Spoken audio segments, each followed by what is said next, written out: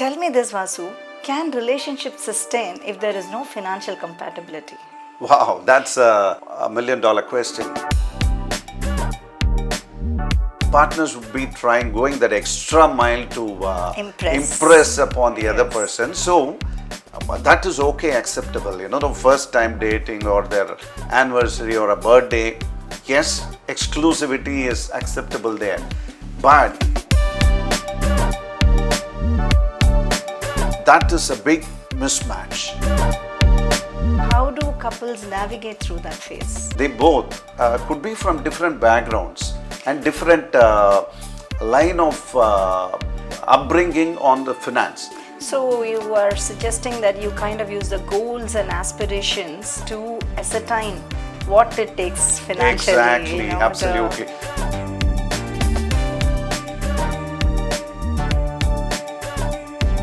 What are the major financial red flags?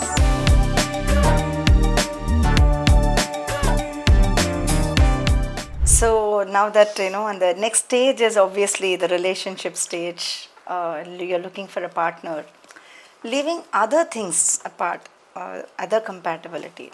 Tell me this, Vasu. Can relationships sustain if there is no financial compatibility? Wow, that's a million-dollar question. Yes. So you have already told that give rest of the things taken care. Financial compatibility alone be a make or break factor. See, in my experience, of course, I have only helped people who have gotten into marriage and gone ahead. During the dating period, financial compatibility I feel is important, Ramya.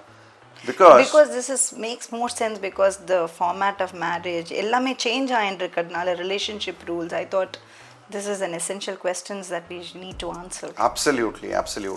Both the partners should know as to what is the other partner's financial orientation. This is important.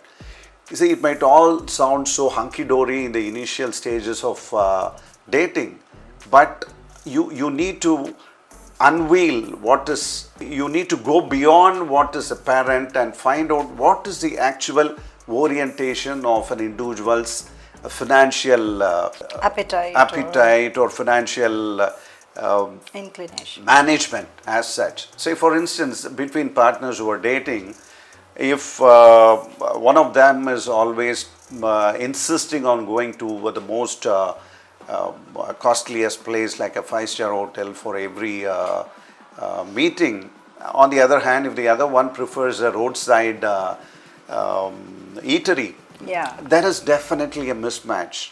And it is not just the ambience, it also talks about how much of money is being spent, and we need to find out at the early stages if both are comfortable with the other person's financial orientation and lifestyle. For instance, in the dating period, early stages of dating, partners would be going that extra mile to impress upon the other person. So that is okay, acceptable. The first time dating or their anniversary or a birthday, yes, exclusivity is acceptable there.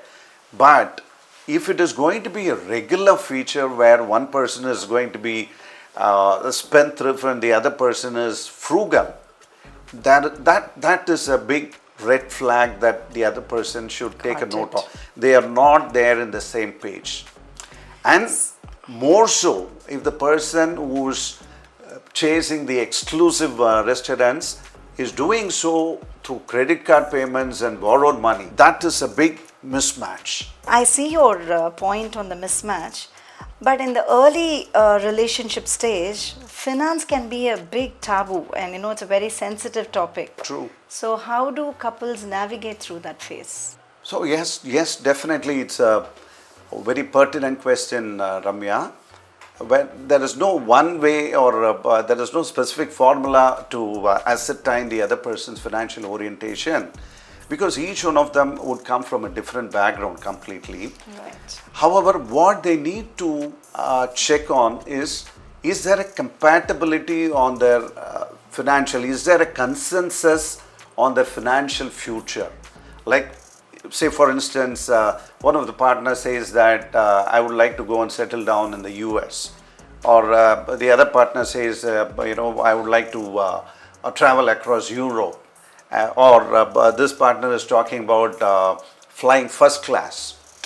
So is there a consensus between them? Because they both could be from different backgrounds and different line of upbringing on the finance. So you are suggesting that you kind of use the goals and aspirations to ascertain what it takes financially. Exactly, absolutely. Do they have a common goal? Are they meeting? Are their goals?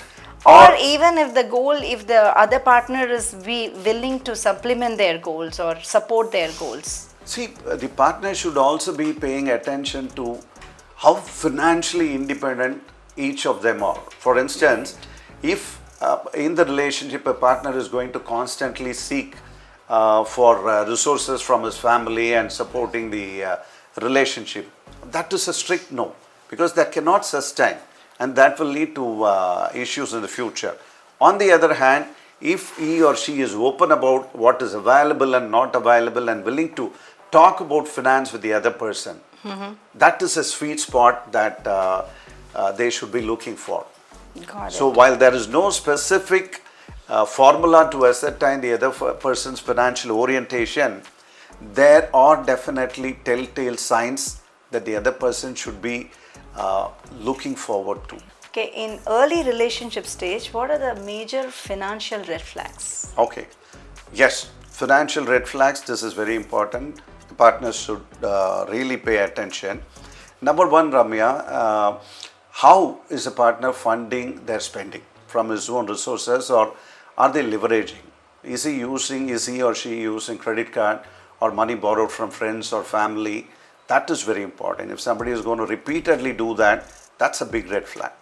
Number two, is the partner a spendthrift or he or she is being too frugal? That's important. Both these extremes of both these is definitely a big red flag. That is something that one should watch out for. And number three, most important, is any one of the partner clinging on too much, relying on the other person entirely for the financial resources? That is a red flag. Is he or she being a gold digger? That is something that one should really watch out for. Content presented is for educational purposes only. Consult a registered financial advisor before making any investment decisions. Mutual fund investments are subject to market risks. Read all scheme-related documents carefully. Past performance is not indicative of future results.